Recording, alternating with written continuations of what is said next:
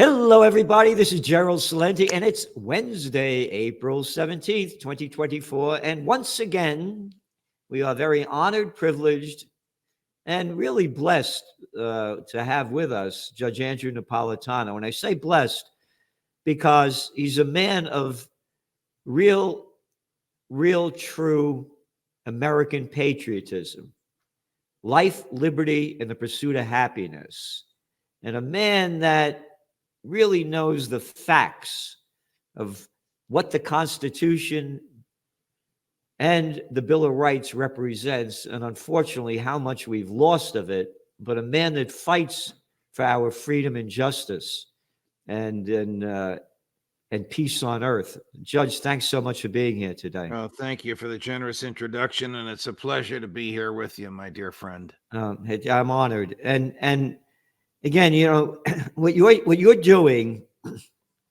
people have no idea, the masses, of course. And again, the masses really don't count.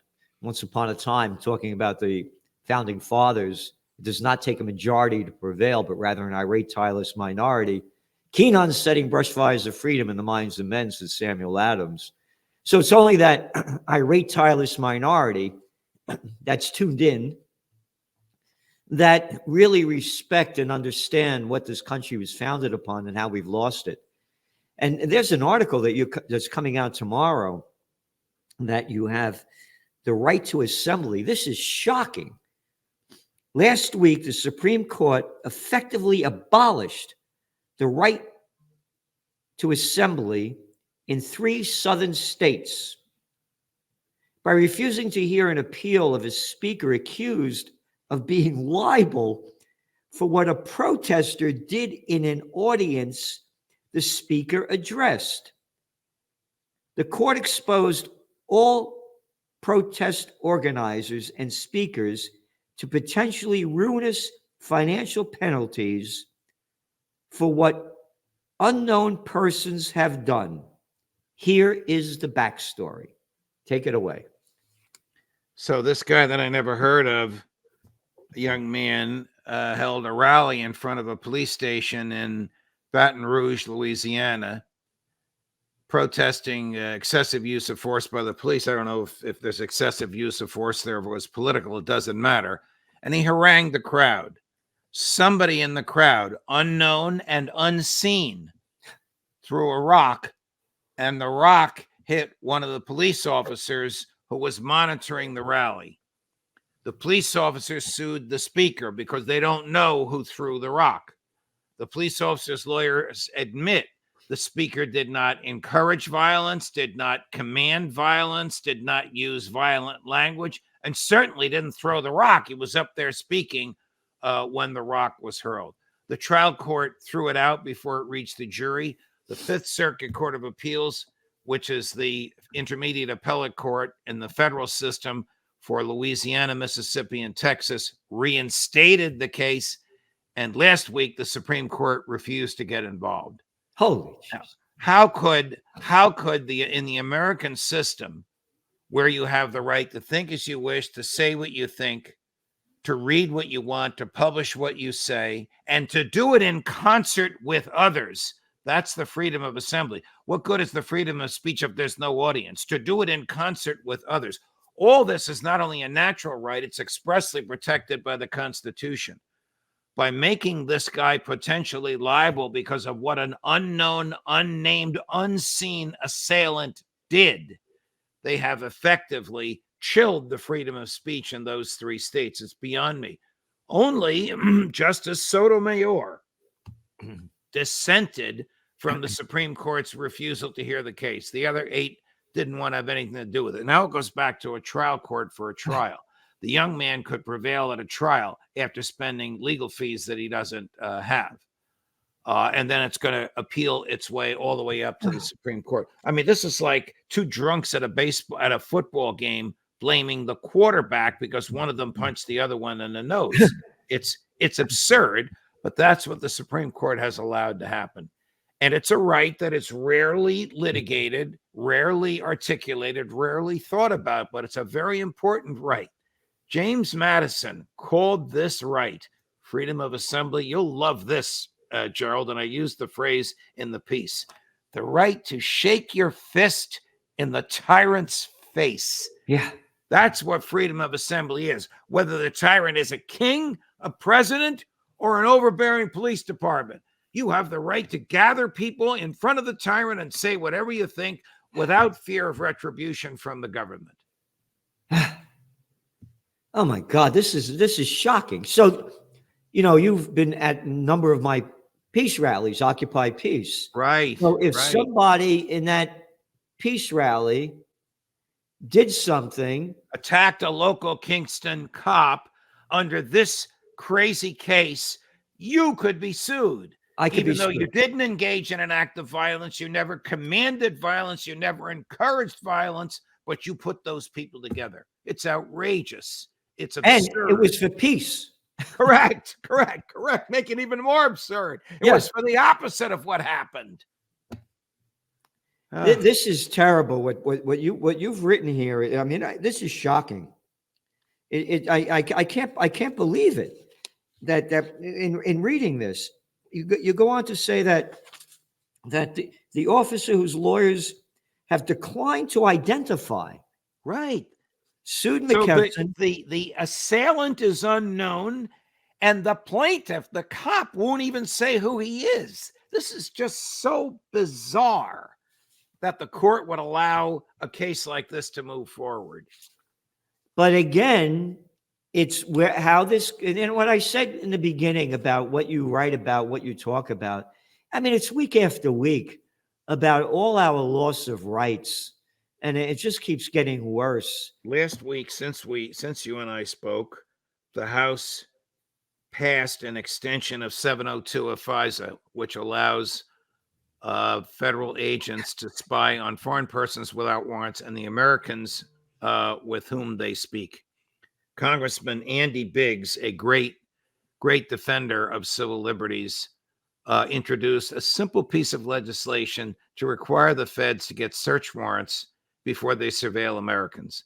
That amendment was tied on the floor of the House, 212 in favor, 212 against. The conservative Republican Speaker of the House left the chair, went down into the well of the House and voted against the amendment, and so it lost. And the legislation passed. After the legislation passed, the chair of the House Intelligence Committee and his Democratic counterpart, two thugs that are in the back pockets of the intelligence community, the American spies, added 2 sentences. Senator Mike Lee discovered this yesterday and has exposed it on the floor of the Senate. Added 2 sentences to the legislation, allowing the government to command your cable television carrier to give it access to the wires going into your house. Oh, that's where we are. Trump, God bless him, said the whole thing should go down the tubes, and then he embraced the guy that broke the tie to defeat the Biggs amendment. The world is upside down. There is no right to privacy left in the United States. I keep thinking about this. Every now and then I read about all the people leaving the country because of how this country is going down. And our parents' generation and our grandparents, this used to be the land of opportunity where everybody wanted to come to around the world. And a poll just came out recently that shows that America ranks 23rd in the most happiest countries of the world. Wow, that is very, very, very telling. I'm almost afraid to ask what was the happiest. Yeah, it wasn't even a great place. I think it was like Finland or something jerk place. Yeah. But anyway, everybody go to Judging Freedom, and the people that you're having on. I mean, nobody's doing what you're doing in the sense of the type of people you have on, what they know, the intelligence of their background. They've been there, know it, and talk about it, from former guys with the MI6 to colonels and one after another. Well, You go to Joey. basically military, intelligence, and academia, Yep. who are basically banned from mainstream media. Banned. I mean, Well, Douglas McGregor will probably be the Secretary of Defense in the next Trump administration if Trump gets elected. He was the senior military advisor to Ron Paul when Ron ran for president, and he was in the DOD, number 4 in the DOD in the last 2 years of Trump's last term. Colonel McGregor is absolutely brilliant. No mainstream media will put him on. Same with Scott Ritter. Same with Phil Giraldi, people that are friends of yours and mine, who expose their former comrades for what they're doing. Again, you and I met when you used to be on Fox, and I used to be on your show. Right. And I used to be on everybody all over the place. Oprah. Now neither of us can get anywhere near Fox. Yeah. And I used to be on Oprah, the Today Show, Good Morning America, CNN, ABC, CBS, everybody, but totally blacklisted. But anyway, it's so sad. I'm heartbroken. And, I was just telling Jane, my assistant, last night, sometimes you wake up in the middle of the night and can't get back to sleep. And I was reading this article that at least 13 killed, including 7 children, after strike on Gaza's al-Maghazi refugee camp. This is from CNN, mainstream news. At least 13 people were killed, including 7 children, and more than 25 injured after a strike targeted, however you say this, al-Maghazi refugee camp in central Gaza on Tuesday. Graphic video obtained exclusively by CNN from eyewitness shows several casualties, ready, scattered on the floor, including children with blood streaming around the area. Ugh. And I'm reading this. It goes on about people screaming, kids dead on the ground. I'm reading this at night and I'm saying, my God, could you imagine being there? Could you imagine this? And Gerald, this is going to make you feel worse. Who paid for it? The American taxpayer. Yeah. The American taxpayer paid for it. Thank you, Joe Biden. And if you come out against this, they throw out the shit that you're an anti-Semite. Well, they can say whatever they want. What the Israeli government, John Mearsheimer, Jeffrey Sachs, Colonel Douglas McGregor, Scott Ritter, Phil Giraldi, all the same thing. The Israeli government is a criminal gang engaged in mass murder. So tell us, you have all these great people on, and this is an example of the hypocrisy of the news and how ridiculous most of it is.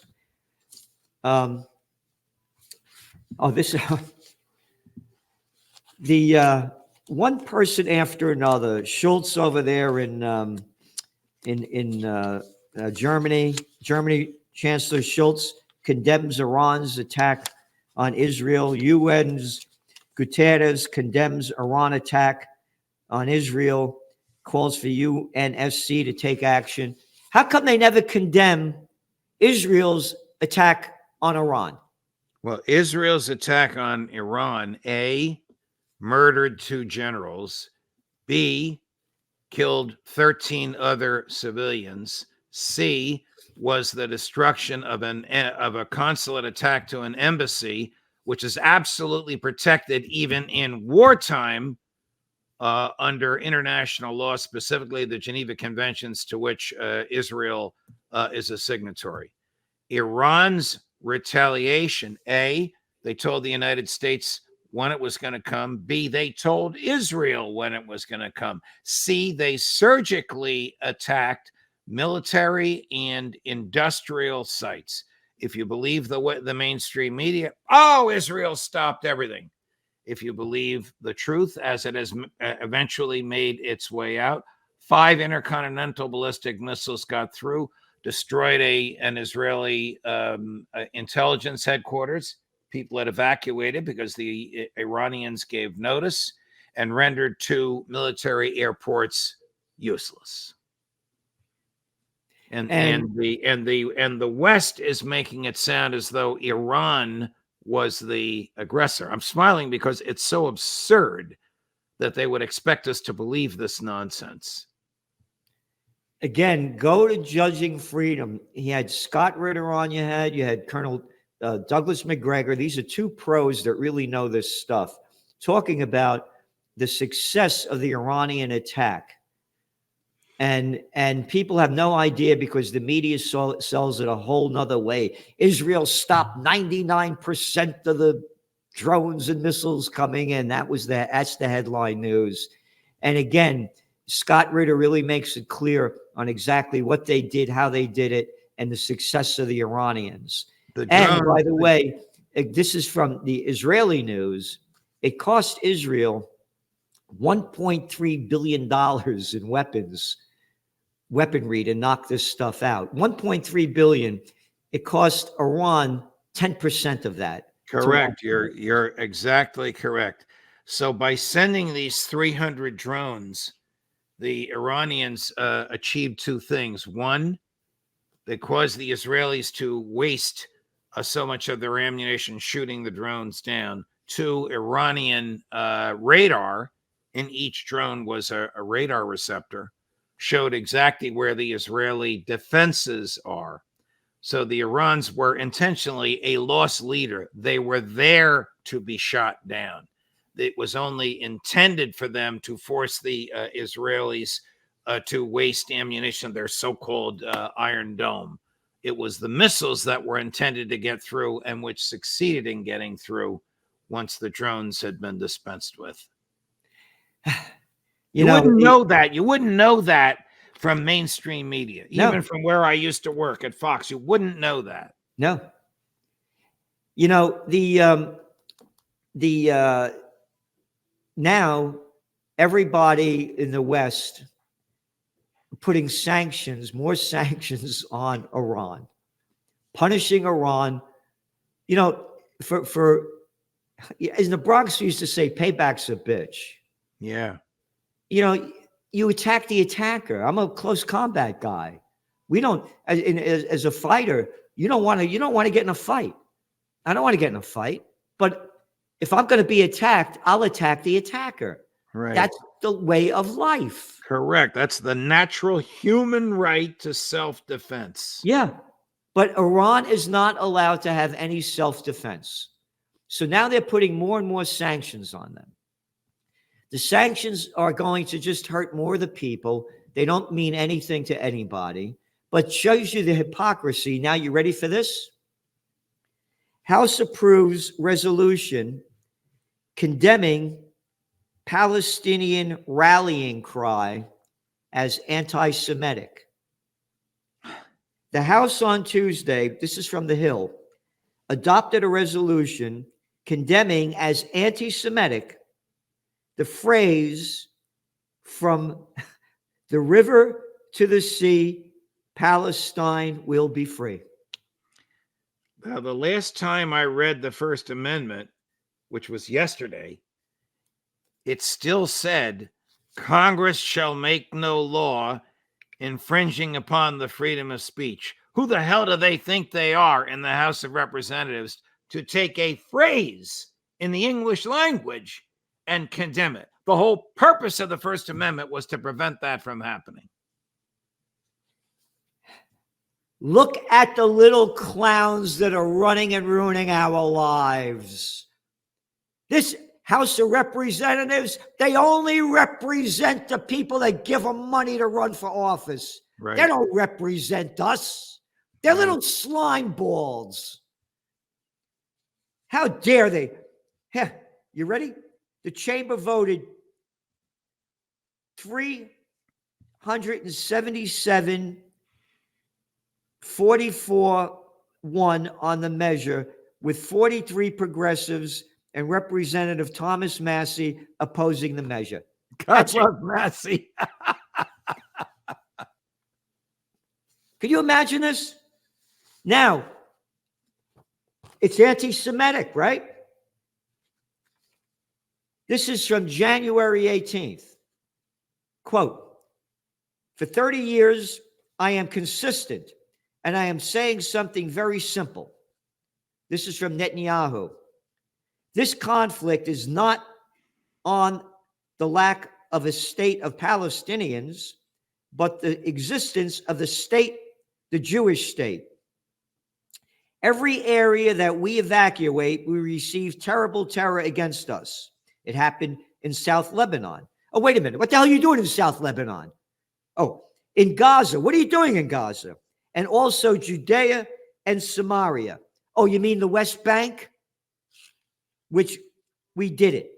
Quote, and therefore I clarify that in any other arrangement in the future, this is from Netanyahu, the state of Israel has to control the entire area from the river to the sea. Oh, wait a minute. I thought that language was anti-Semitic. Could you imagine this? Can you imagine this?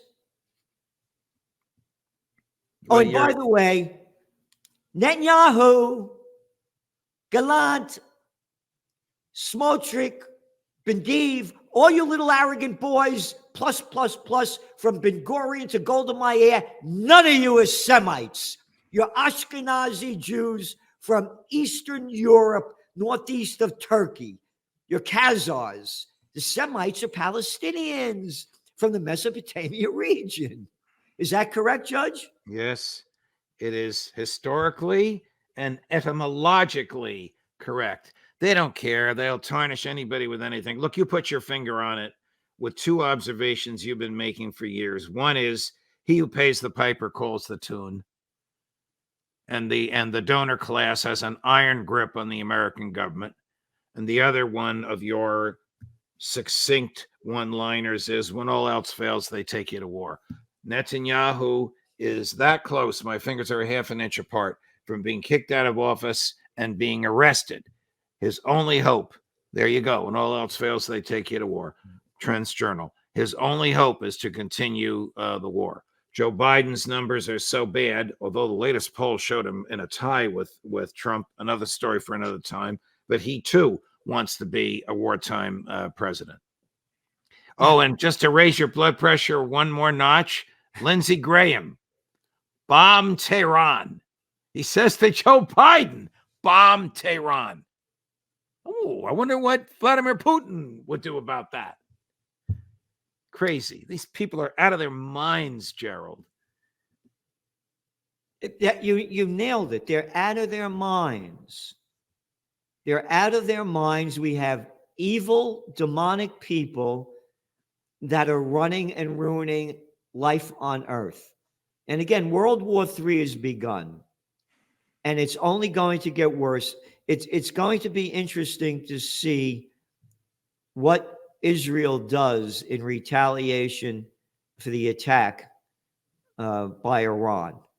Because if they retaliate at any significant level, this is going to escalate things beyond the control of anybody. And as you well know, there's that thing called the Samson option that they say in Israel that if we're losing, we're going nuclear. And Israel allegedly has between 200 to 400 nuclear warheads. Well, the Israelis are known to have stolen that technology from the United States, which of course looked the other way. Netanyahu claims that Iran has a nuclear weapon. The whole rest of the world knows Iran does not. Even those that hate Iran outside of Israel know that it does not. And if the Israelis are prepared to kill themselves in order to attack Iran, Netanyahu's nuts. He's driving a suicide bus. Yeah, but again, if Netanyahu gets out, you got another maniac that's going to take his place. Correct. Correct. Everybody says, oh, Benny Gantz is a nicer guy. Yeah, he's got a nicer personality. He's more of a killer. He's the former head of the IDF. And the last time he brought his troops into Gaza, they did the same thing on a smaller scale that they're doing now. The West didn't even know about it at the time. And here's another thing that everybody forgets. When this war began after Hamas attacked on October 7th of last year, all the line was that we're going to get Hamas. We're going to get Hamas. They bombed the place into ruins. Was Hamas in every building? I just read you the article about these kids playing soccer out there getting bombed to death. Over what? Some 35,000 civilians have been killed in Gaza. Some 80,000 seriously wounded. Some 80% of the place destroyed. Oh, we're doing this to get Hamas. Who are you talking to? I mean, what it is, this is murder in the first degree in front of everybody's eyes, and the United States keeps sending more and more weapons to slaughter the people.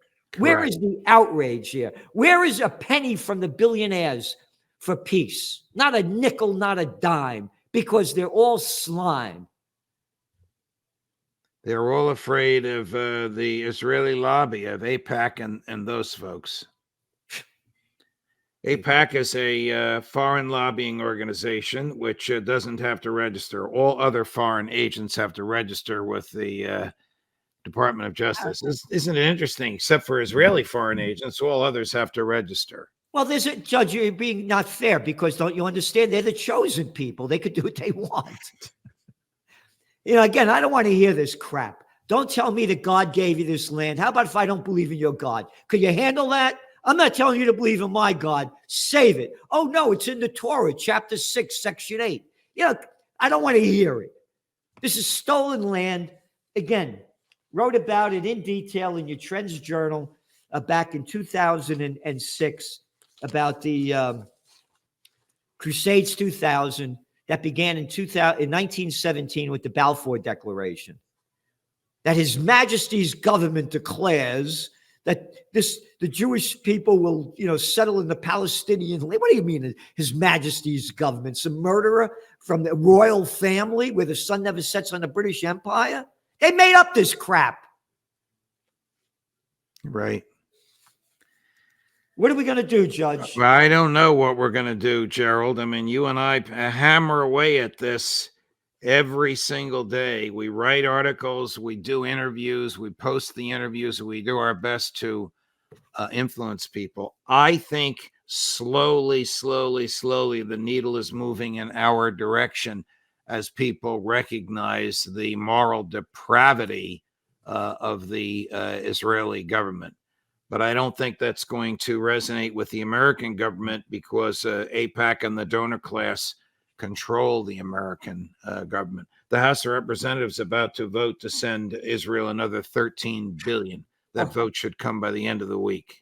By the way, they're also going to send $5 billion to Taiwan and $61 billion to Ukraine. Ukraine's on its deathbed. As our country is rotting in front of our eyes. Yes. Aren't the roads lovely with all those potholes? Don't you love all the migrants on the street and the homeless?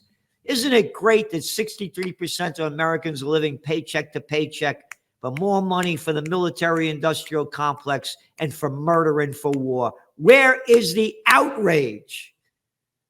You're right.